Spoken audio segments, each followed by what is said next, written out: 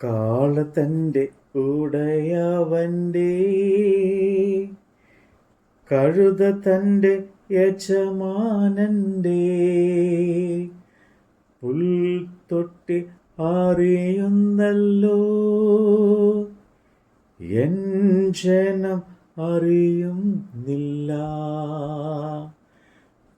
കാളത്തൻ്റെ ഉടയവൻ്റെ കഴുത തൻ്റെ യജമാനൻ്റെ പുൽത്തൊട്ടി അറിയുന്നല്ലോ എൻ ജനം അറിയുന്നില്ല. ആകാശമേ കേൾക്ക, ഭൂമി ചെവിത്തരിക. ഞാൻ മക്കളെ പോറ്റി വളർത്തി, അവർ എന്നോട് മത്സരിക്കുന്നു. ലൂക്കോസിന്റെ സുവിശേഷം 10-ാം അധ്യായം. അനന്തരം കർത്താവ് വേറെ 70 പേരെ നിയമിച്ചു. താൻ ചെല്ലുവാനുള്ള ഓരോ പട്ടണത്തേക്കും സ്ഥലത്തേക്കും അവരെ തനിക്ക് മുമ്പായി ഈരണ്ടായി അയച്ചു. അവരോട് പറഞ്ഞത്, കൊയ്ത്ത് വളരെ ഉണ്ട്, സത്യം, വേലക്കാരോ ചുരുക്കം. ആകയാൽ കൊയ്ത്തിൻ്റെ യജമാനോട് തൻ്റെ കൊയ്ത്തിന് വേലക്കാരെ അയക്കേണ്ടതിന് അപേക്ഷിപ്പിൻ. പോകുവിൻ, ചെന്നായ്ക്കളുടെ ഇടയിൽ നടുവിൽ കുഞ്ഞാടുകളെ പോലെ ഞാൻ നിങ്ങളെ അയക്കുന്നു. സഞ്ചിയും പൊക്കണവും ചെരുപ്പും എടുക്കരുത്. വഴിയിൽ വെച്ച് ആരെയും വന്ദനം ചെയ്യുകയും അരുത്.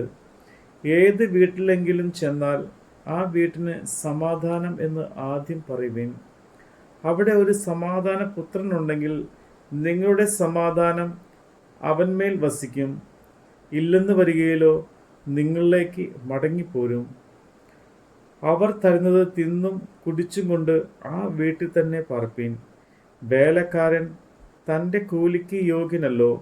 വീട്ടിൽ നിന്ന് വീട്ടിലേക്ക് മാറിപ്പോകരുത്. ഏത് പട്ടണത്തിലെങ്കിലും ചെന്നാൽ അവർ നിങ്ങളെ കൈക്കൊള്ളുന്നു എങ്കിൽ നിങ്ങളുടെ മുമ്പിൽ വയ്ക്കുന്നത് ഭക്ഷിപ്പിൻ. അതിലെ രോഗികളെ സൗഖ്യമാക്കി, ദൈവരാജ്യം നിങ്ങൾക്ക് സമീപിച്ചിരിക്കുന്നു എന്ന് അവരോട് പറയുവിൻ. ഏത് പട്ടണത്തിലെങ്കിലും ചെന്നാൽ അവർ നിങ്ങളെ കൈക്കൊള്ളുന്നില്ല എങ്കിൽ അതിൻ്റെ ഞെരുക്കങ്ങളിലേക്ക് പോയി, നിങ്ങളുടെ പട്ടണങ്ങളിൽ നിന്ന് ഞങ്ങളുടെ കാലിന് പറ്റിയ പൊടിയും ഞങ്ങൾ നിങ്ങൾക്ക് കുടഞ്ഞേച്ചു പോകുന്നു, എന്നാൽ ദൈവരാജ്യം സമീപിച്ചിരിക്കുന്നു എന്ന് അറിഞ്ഞുകൊള്ളുവിൻ എന്ന് പറയുവിൻ. ആ പട്ടണത്തേക്കാൾ സോദോമ്യർക്ക് ആ നാളിൽ സഹിക്കാവുന്നതാകുമെന്ന് ഞാൻ നിങ്ങളോട് പറയുന്നു. കൊറസീനെ, നിനക്ക് അയ്യോ കഷ്ടം! ബത്സയിദേ, നിനക്ക് അയ്യോ കഷ്ടം! നിങ്ങളിൽ നടന്ന വീര്യപ്രവൃത്തികൾ സോറിലും സീദോനിലും നടന്നിരുന്നു എങ്കിൽ അവർ പണ്ട് തന്നെ ഇരട്ടിലും വെണ്ണീറിലും ഇരുന്ന് മാനസാന്തരപ്പെടുമായിരുന്നു. എന്നാൽ ന്യായവിധിയിൽ നിങ്ങളെക്കാൾ സോറിനും സീദോനും സഹിക്കാതെയാവും. നീയോ കഫർന്നഹൂമേ, സ്വർഗത്തോളം ഉയർന്നിരിക്കുമോ? നീ പാതാളത്തോളം താണുപോകും. നിങ്ങളുടെ വാക്ക് കേൾക്കുന്നവൻ എൻ്റെ വാക്ക് കേൾക്കുന്നു. നിങ്ങളെ തള്ളുന്നവൻ എന്നെ തള്ളുന്നു. എന്നെ തള്ളുന്നവൻ എന്നെ അയച്ചവനെ തള്ളുന്നു. ആ 70 പേർ സന്തോഷത്തോടെ മടങ്ങി വന്നു. കർത്താവേ, നിന്റെ നാമത്തിൽ ഭൂതങ്ങളും ഞങ്ങളുടെ കീഴടങ്ങുന്നു എന്ന് പറഞ്ഞു. അവൻ അവരോട്, സാത്താൻ മിന്നൽ പോലെ ആകാശത്തു നിന്ന് വീഴുന്നത് ഞാൻ കണ്ടു. പാമ്പുകളെയും തേളുകളെയും ശത്രുവിൻ്റെ സകല ബലത്തെയും ചവിട്ടുവാൻ ഞാൻ നിങ്ങൾക്ക് അധികാരം തരുന്നു എന്നും ഒന്നും നിങ്ങൾക്ക് ഒരിക്കലും ദോഷം വരുത്തുകയുമില്ല. എങ്കിലും ഭൂതങ്ങൾ നിങ്ങൾക്ക് കീഴടങ്ങുന്നില്ലല്ലോ. നിങ്ങളുടെ പേർ സ്വർഗത്തിൽ എഴുതിയിരിക്കുന്നത് അത്രേ, സന്തോഷിപ്പിൻ.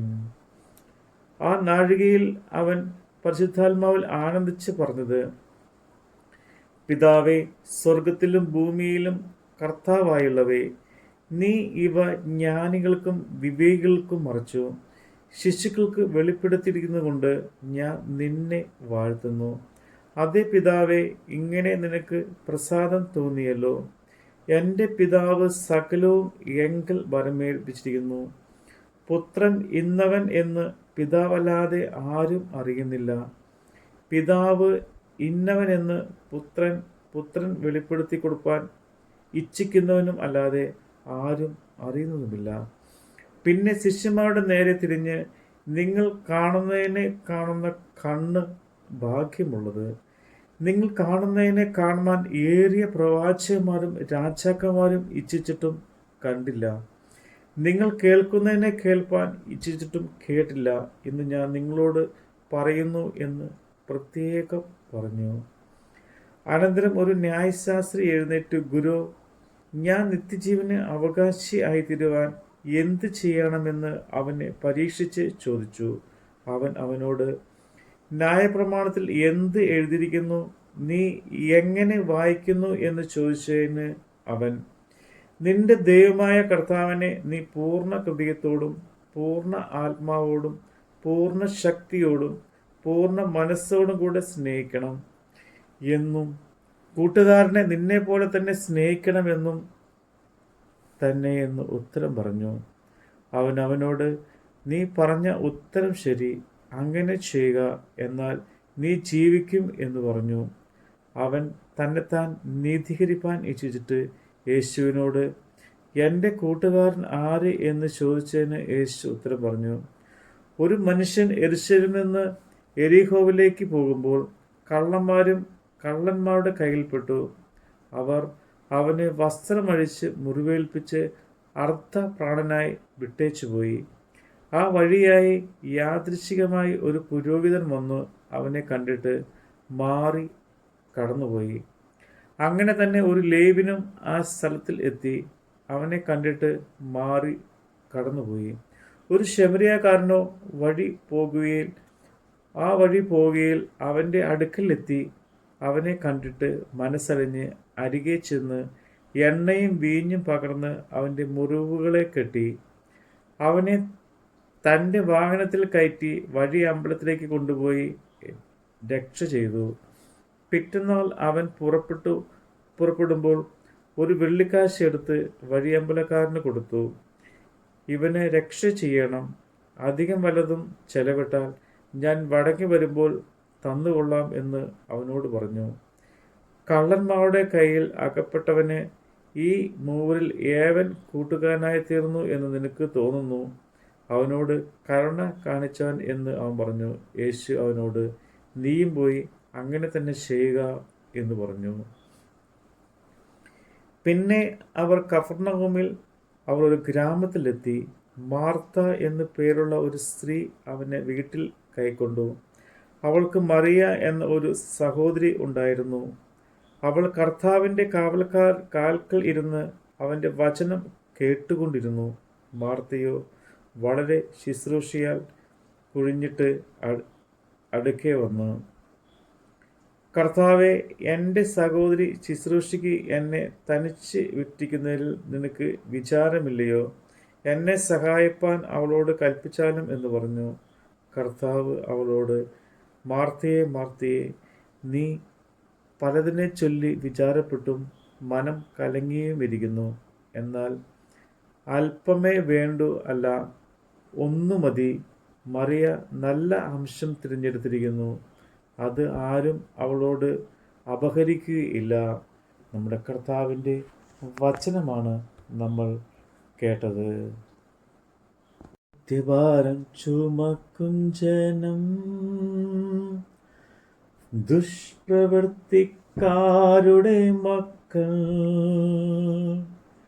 വഷളായി നടക്കും ജനം, ദൈവം അവരെ അറിയുന്നില്ല. അകൃത്യഭാരം ചുമക്കും ജനം, ദുഷ്പ്രവൃത്തിക്കാരുടെ മക്കൾ, വഷളായി നടക്കുന്നവർ, ദൈവം അവരെ അറിയുന്നില്ല.